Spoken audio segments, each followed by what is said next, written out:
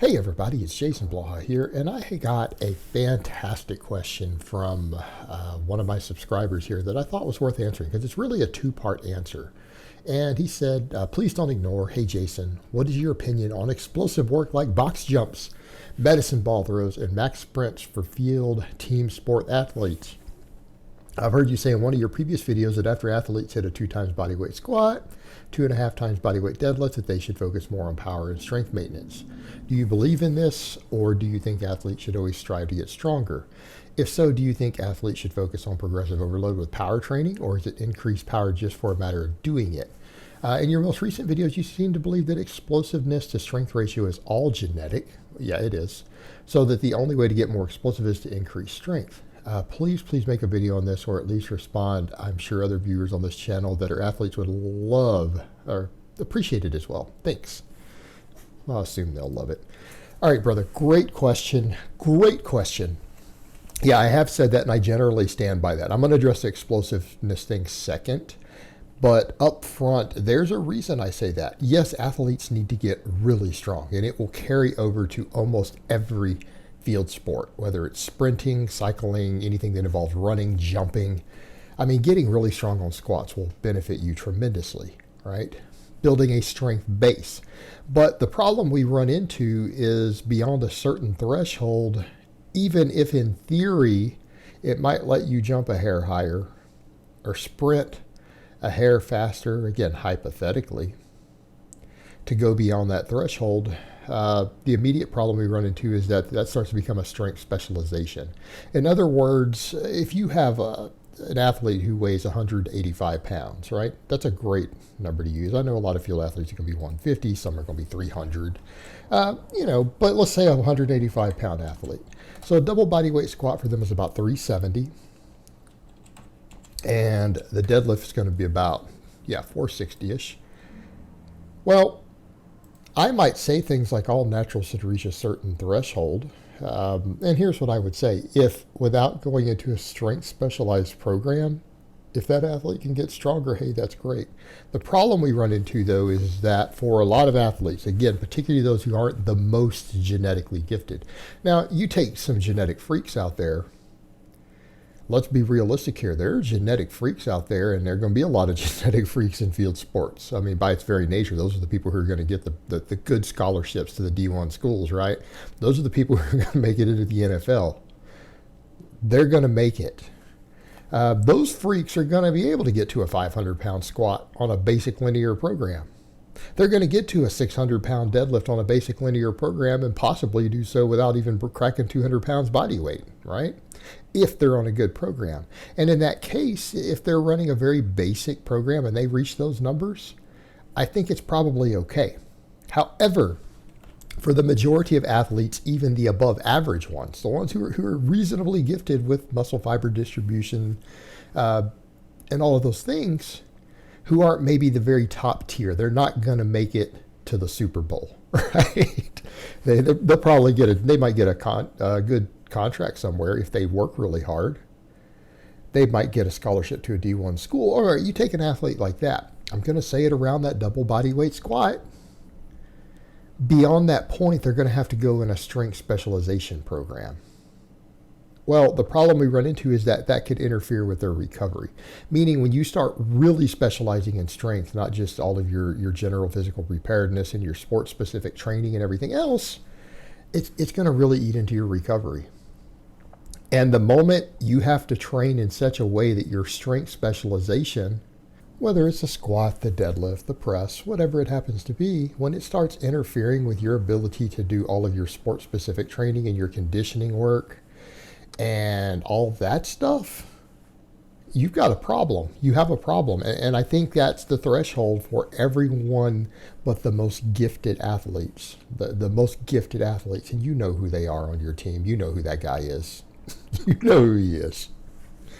And if you're not him, that strength specialization program beyond that threshold is going to really eat into your recovery. And it's going to reduce your ability to work on your skills.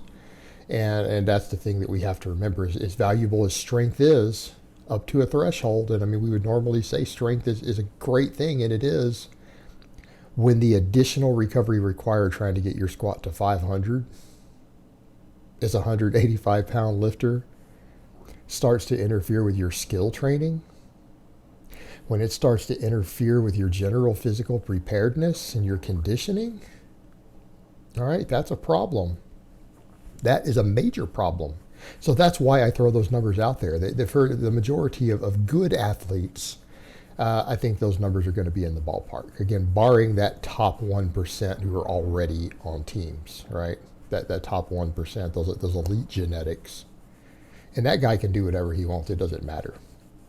Dude, that guy can do nothing but plyo jumps and maybe go squat once a month and still be the best because he's a freak. He's just that good. As long as he keeps his skills up, his skill training, his sport-specific training, that guy will be fine. Don't worry about him. Or he could become a total beast, though, if he goes in and gets his squat up to 500. But don't worry about that guy. For everyone else, that's where you need to stick. And I think about that threshold, you're going to get as much strength as you're really going to benefit from on the playing field without interfering with the other stuff. Now, let's talk about the other stuff, the explosiveness. Yeah, strength to explosiveness ratios are largely genetic. Does that mean you can ignore it? No. We're talking about potential, right? That's what we're talking about. We're not talking about just the ratio genetically. We're talking about your genetic potential. What's your ceiling for it, right? That's all about muscle fiber distribution. That's all about neural efficiency. That's genetics. Can't change that. But you can also undertrain it, right? You can undertrain it. And if you don't do any explosive work, your vertical might not improve, or it might even go down. It's a perfect example. That's a good test to see where you're at. You take an athlete and they do no explosive work and they gain 25 pounds of muscle mass, what's going to happen to their vertical? They might lose an inch or two off their vertical, right? They might lose a little bit of their explosiveness if they did nothing but just heavy squats and deadlifts. So is there a place for all this other stuff? Your box jumps? Yeah, there is. Jump squats? Yeah, there is. Your power cleans, your snatches? That's where you need to do your other stuff. And I think that's a good thing, because what you'll find is that we would normally say, yeah, if you get stronger, your clean's going to go up. Yeah, if you get stronger, your snatch is going to go up. But if you haven't trained for any explosiveness in such a way to keep your strength ratio to your explosiveness in pace for your genetic ceiling, you are going to be shortchanged on the explosive end because you haven't trained it at all. And what you're going to find, though, is that when you train a lifter on things like power cleans and snatches and things like that, and they're actually training them regularly, and even the box jumps and other stuff, watching the ratios on their squat versus, say, their power clean, you're going to be able to tell a lot about an athlete's genetics. Because the most explosive athletes, which is, again, part of the athlete gene, right? That's a big part of it. How explosive are you? Explosiveness is valuable in almost every single sport, right? Guys who just have that speed, that guy who could turn on a dime and run back to a full speed out on a playing field, and just hit an amazing sprint, from a dead stop or just from a turn. That's valuable. That's genetic.